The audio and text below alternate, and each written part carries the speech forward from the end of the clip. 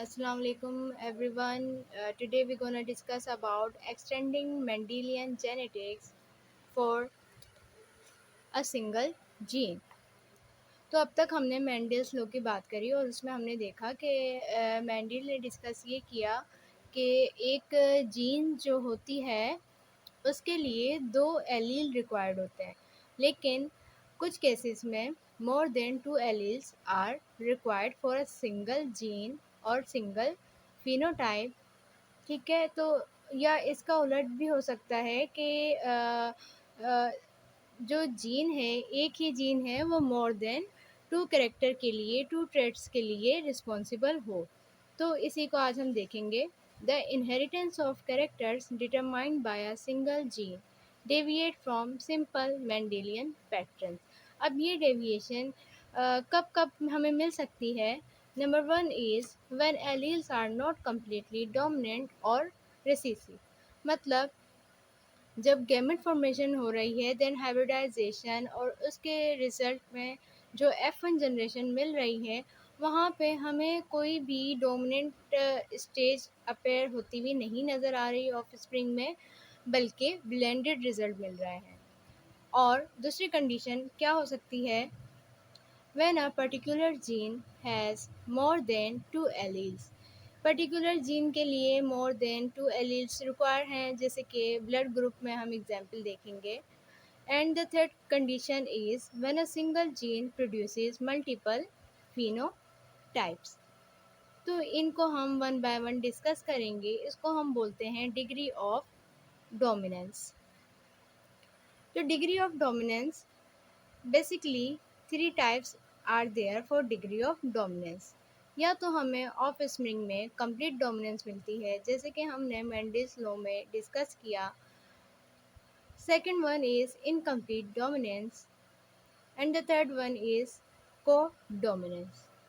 तो सबसे पहले complete dominance, when one allele is fully dominant over the other, as in Mendel's law. अब तक हम ये मेंडल्स जेनेटिक्स लॉ में देख चुके हैं कि किस तरह when a green pea hybrid with a yellow P, so the result in F1 generation will be green pea. ठीक है, जो हमें F1 जनरेशन वहाँ मिल रही थी, वो बिल्कुल सिमिलर लुक्ड अलाइक थी of one of their parent, जो कि डोमिनेंट कैरेक्टर रखते थे। Because one allele in a pair showed complete dominance. For example, here is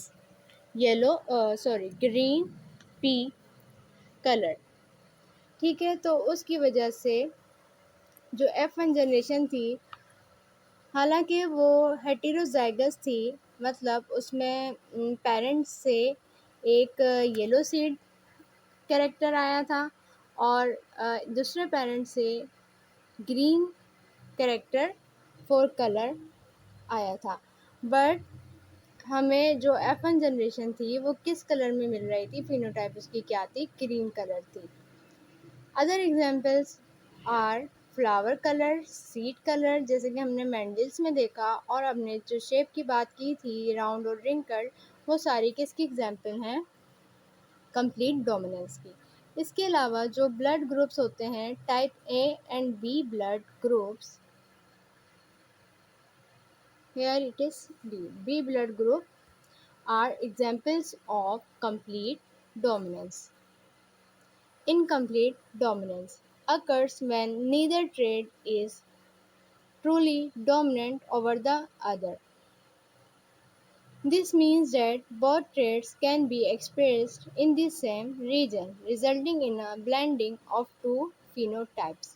इसमें हम क्या बात करते हैं? इसमें जो स्टार्टिंग में हमने डिस्कस किया था ब्लेंडिंग हाइपोथेसिस के, अगर 2 डिफरेंट कलर्स को हम आपस में मिलाते हैं तो एक नया कलर बन जाता है। तो इनकम्प्लीट डोमिनेंस में भी यही होता है, हमें ब्लेंडेड रिजल्ट मिलते हैं। अगर मैं बोलूँ कि हमने एक रेड कलर लिया और उसके साथ वाइट कलर को मिक्स कर दिया, तो कलर कॉम्बिनेशन में एज अ रिज़ल्ट हमारे पास क्या आएगा?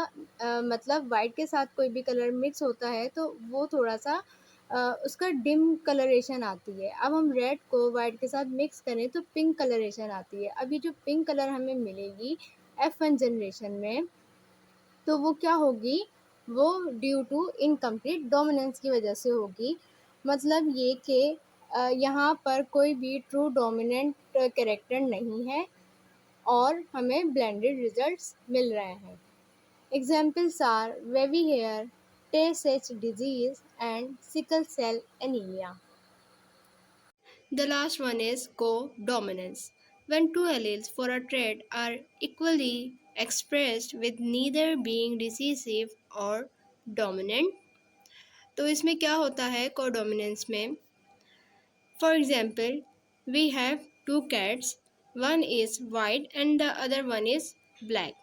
तो जब इनको हाइब्रिड करवाया जाएगा ब्रीडिंग के थ्रू, तो जो हमारे पास रिजल्ट आएंगे उनमें एक किटन बिल्कुल ब्लैक है और एक किटन बिल्कुल white, but the third one is with both colour of white and black.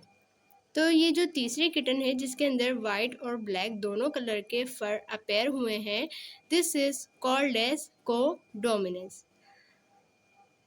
तो इसमें ये होता है कि दोनों में से कोई भी एलील यहाँ पे डोमिनेंट नहीं होता, बट इक्वली एक्सप्रेस हो रहे हैं in the generation. Other examples are type A B blood group, जिसमें ए बी डोमिनेंट होता है और बी भी डोमिनेंट होता है और दोनों ही अपनी कैरेक्टरिस्टिक बॉडी में शो करते हैं। Roan cattle with red and white hair. तो अब हम थोड़ा सा और डिटेल में इनकम्प्लीट डोमिनेंस को डिस्कस करते हैं with example. So now we are discussing an example of incomplete dominance in Snapdragon color. यहाँ पर पी जनरेशन में हमने एक रेड कलर फ्लावर लिया है एंड इसको हम हाइब्रिड करवाएंगे, क्रॉस करवाएंगे विद वाइट कलर फ्लावर के साथ। अच्छा, यहाँ पर आप देख रहे हैं कि हमने चूँकि यहाँ पे कोई डोमिनेंट या रिसेसिव कैरेक्टर नहीं है, तो हमने सिंपल सी लिया है with superscript R for red color and superscript W for white color. First हमने इनके गैमेट्स बना लिए, गैमेट्स फॉर्मेशन हुई, देन इनको आपस में क्रॉस करवाया गया and in F2 generation we get pink flowers. और पिंक फ्लावर की जो जीनोटाइप है, यहाँ हमें जीनोटाइप क्या मिली, CR विद CW। फर्दर जब हमने इनको क्रॉस करवाया, अब यहाँ से आप क्या देख रहे हैं, हमने लिया था रेड फ्लावर और वाइट फ्लावर। जब इनको क्रॉस करवाया गया तो F1 जनरेशन हमें मिली विद पिंक फ्लावर। यहाँ देखकर आपको ये लग रहा है कि ये तो ब्लेंडेड हाइपोथेसिस की तरह से रिजल्ट्स आ रहे हैं कि दो कलर आपस में मिक्स किए हमने और एक नया कलर मिल गया, एक नई जनरेशन मिल गई। बट ये ऐसा नहीं है, ये डिस्क्रीट रिजल्ट हमें मिल रहा है। जो गैमेट्स हैं वो डिस्क्रीट हो रहे हैं रादर देन ब्लेंडेबल। तो इसको हम फर्दर देखते हैं। F1 जनरेशन को जब हमने फर्दर क्रॉस करवाया with likewise their F1 generation, मतलब CR को हमने क्रॉस करवाया है विद CR के साथ, जैसे कि यहाँ देख सकते हैं। दो हमें रिजल्ट क्या मिले, एक हमें रेड फ्लावर, दो हमें पिंक फ्लावर मिले यहाँ पर, और एक हमें वाइट फ्लावर मिला। तो ये सेकंड जनरेशन में, F2 जनरेशन में रेशो क्या मिला फिनोटिपिकली अगर हम देखें, और जीनोटिपिकली भी सेम रिजल्ट है 1:2:1 का। तो हम ये कह रहे हैं कि ब्लेंडेड हाइपोथेसिस ये नहीं है। अगर ये ब्लेंडेड हाइपोथेसिस होती तो F2 जनरेशन में हमें वाइट और रेड फ्लावर्स नहीं मिलते। इससे हमें ये पता चला कि यहाँ पे जो गैमेट्स थे वो डिस्क्रीट हुए थे rather than blended, therefore we get all the possibilities in F2 generation. We get red flower, white flower, as well as we get pink flower. यहाँ एक और टर्म डिस्कस करना ज़रूरी है, डेट इज़ प्लियोट्रॉपी। अब इसमें क्या होता है, a type of genetic expression in which only one gene affects multiple traits. मतलब एक जीन है और वो एक जीन सिर्फ एक कैरेक्टर के लिए, एक ट्रेड के लिए रिस्पॉन्सिबल नहीं है, एक जीन की वजह से मल्टीपल ट्रेड्स पे अफेक्ट हो रहा है। So this is known as pleiotropy. A classic example of pleiotropy is sickle cell anemia. The gene mutation that results in sickle-shaped red blood cells also leads to other affected trait. इसकी एक हमने example में देखा sickle cell anaemia. Sickle cell anaemia में क्या होता है, जो ब्लड के सेल्स हैं वो सिकल शेप्ड हो जाते हैं। सिकल एक वेपन का नाम है, हम कह सकते हैं, जो कि हार्वेस्टिंग में यूज़ होता है।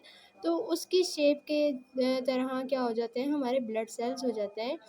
और इसके अलावा भी सेल एनीमिया के अलावा भी ये जो जीन है दूसरे फैक्टर को अफेक्ट करता है। तो अब इसके बाद हम कुछ डिजीज़ यहाँ पे डिस्कस करने जा रहे हैं फॉर रिसेसिव इनहेरिटेंट डिसऑर्डर्स। तो सबसे पहले हम यहाँ पर सिकल सेल डिजीज़ को डिस्कस कर लेते हैं, जो कि रिसेसिव इनहेरिटेंट डिसऑर्डर है। इसका मतलब ये कि अगर पेरेंट और पेरेंट में मदर और फादर दोनों से रिसेसिव एलील ऑफस्प्रिंग में आता है तो ही ये डिज़ीज़ अकर होगी। हेटेरोजाइगसली ये इतनी ज़्यादा इफ़ेक्टिव नहीं होगी। So sickle cell disease is caused by the substitution of a single amino acid in the haemoglobin protein of red blood cells in homozygous individual. Homozygous individual का मतलब यही है कि मदर और फादर दोनों से ये एलील, ये कैरेक्टरिस्टिक ऑफ स्प्रिंग में आ रहा है। अच्छा, इसमें होता क्या है, जो हीमोग्लोबिन प्रोटीन है, अब उसको बनाने के लिए एक जो सिंगल मतलब एक सीक्वेंस ऑफ अमाइनो एसिड होती है, चेन ऑफ अमाइनो एसिड होती है। अब एक सिंगल अमाइनो एसिड के चेंज होने की वजह से या मिसिंग रिमूवल होने की वजह से ये कंडीशन अकर होती है। All haemoglobin is of the sickle cell abnormal variety. तो इसमें क्या होता है, जो हीमोग्लोबिन या रेड ब्लड सेल होता है वो राउंड शेप में होता है, बाइकॉनकेव में होता है। जब सिकल सेल डिजीज़ होती है तो उसमें सेल कैसे हो जाते हैं, इस शेप के हो जाते हैं, सिकल शेप के हो जाते हैं।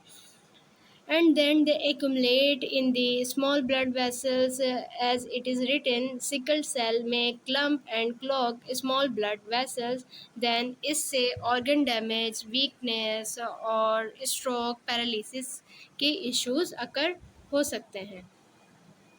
देखें तो यहाँ पे दिखाया गया है एक homozygous with sickle cell disease. Homozygous में क्या होगा, जो मदर और फादर से एलील आए, दोनों ही डिफेक्टेड हैं, सिकल सेल एलील्स रखते हैं।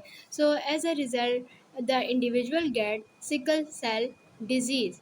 But if the individual is heterozygous के मदर से तो सिकल सेल एलील आया बट फादर से नॉर्मल एलील आया, तो ये कंडीशन क्या हो जाएगी, सिकल सेल और यहाँ पर रेड ब्लड सेल्स दोनों ही इक्वल प्रोपोर्शन में प्रोड्यूस हो रहे होंगे।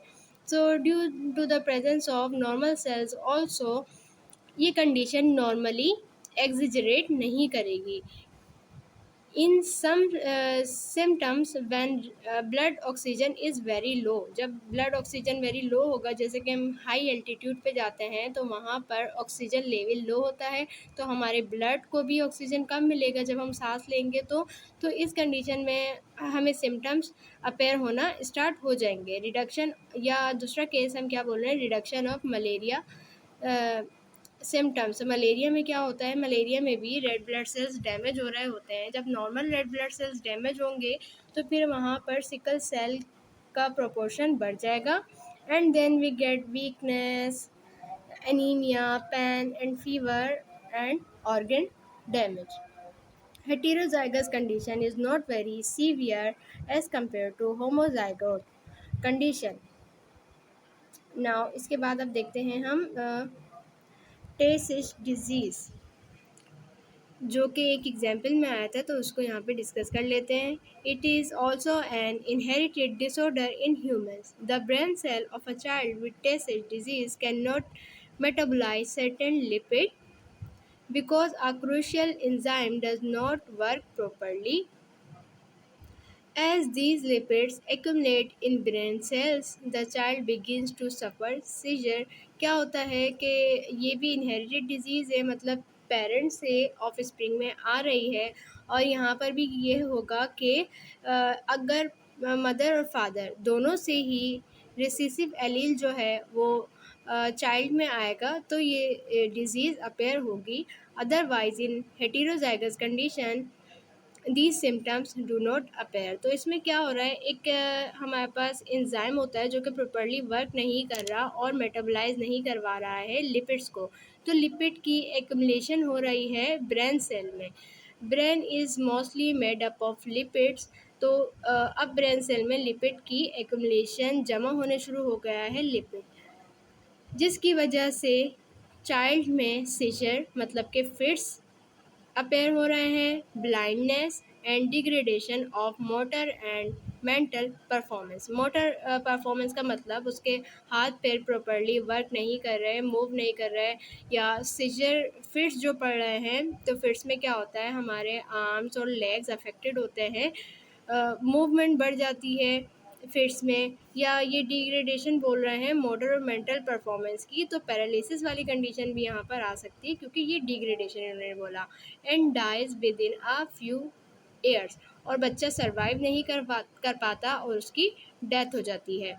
Only children who inherit two copies of the TSH allele homozygotes have the disease। तो हेटेरोजाइगस कंडीशन में ये डिजीज़ नहीं होगी, होमोजाइगस कंडीशन में ये डिजीज़ होगी। अगर फादर और मदर दोनों को TSH डिजीज़ थी तो चाइल्ड में आएगी। Now cystic fibrosis, which is also an recessive inheritance disease. तो इसमें क्या होता है, नॉर्मली जो एलील होता है क्लोराइड चैनल की वर्किंग करवाने के लिए, अब वो यहाँ पर एब्सेंट या मिस होगा। तो ये चैनल्स क्या होते हैं, प्रोटीनेशियस इन नेचर होते हैं, ट्रांसपोर्ट चैनल जो होते हैं क्लोरीन के। So the chloride channel transport channels are defective और एब्सेंट। इसमें क्या हुआ, क्लोराइड चैनल या तो डिफेक्टिव हैं, प्रॉपर्ली वर्क नहीं कर रहे, या एब्सेंट हैं, प्रेजेंट ही नहीं है in the plasma membrane of children with two recessive alleles for cystic fibrosis. अब क्या होगा, जब क्लोराइड चैनल डिफेक्टिव है तो सेल के अंदर से क्लोराइड की ट्रांसपोर्टेशन रुक जाएगी, क्लोराइड बाहर मूव नहीं कर पाएगा। And abnormally high concentration of intra cellular chloride, chloride अंदर ज़्यादा हो गया है, causes an uptake of water due to osmosis। जब क्लोराइड अंदर ज़्यादा हो जाएगा तो ऑस्मोसिस होगी, ऑस्मोसिस के थ्रू वाटर अंदर आएगा। In turn causes the mucus to become thicker and stickier than normal। तो अब ये जो म्यूकस सेल्स होते हैं हमारे पास, ये बेसिकली म्यूकस सेल्स की बात हो रही है। पानी वाटर कंटेंट ज़्यादा आने की वजह से सेल में, तो जो म्यूकस है वो थिकर हो गई है, स्टिकियर हो गई है than normal, and to build up in the pancreas. Then ये अफेक्ट कर रही है, एक लेयर फॉर्म हो रही है around pancreas, lungs, digestive tract and other organ, and this is multiple pleiotropic effect. तो यहाँ पर ये सिर्फ एक ऑर्गन पे वर्क नहीं कर रही, ये मल्टीपल ऑर्गन्स को अफेक्ट कर रही है। So this is pleiotropic effect. Results in results including poor absorption of nutrient. जब एक मेम्ब्रेन क्रिएट हो गई जीआई के अराउंड, डाइजेस्टिव ट्रैक्ट के अराउंड, तो अब न्यूट्रेंट एब्जॉर्ब होने में प्रॉब्लम हो रही है from the intestine.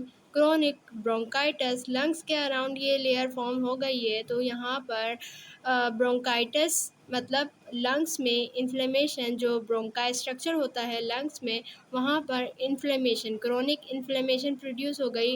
And now recurrent bacterial infection. अब इन सारी प्रॉब्लम्स की वजह से इन्फेक्शन के चांसेस बहुत ज़्यादा बढ़ गए हैं, बार बार बैक्टीरियल इन्फेक्शन इंडिविजुअल को हो रहे हैं।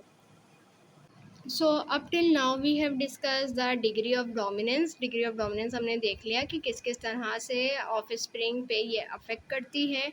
और दूसरी चीज़ ये कि हमने डिजीज़ जो यहाँ पे डिस्कस की, इससे हमें रिलेशनशिप पता चल गया डोमिनेंस का और फिनोटाइप का। अगर एक एलील डोमिनेंट कर जाएगा, ये रिसेसिव एलील है।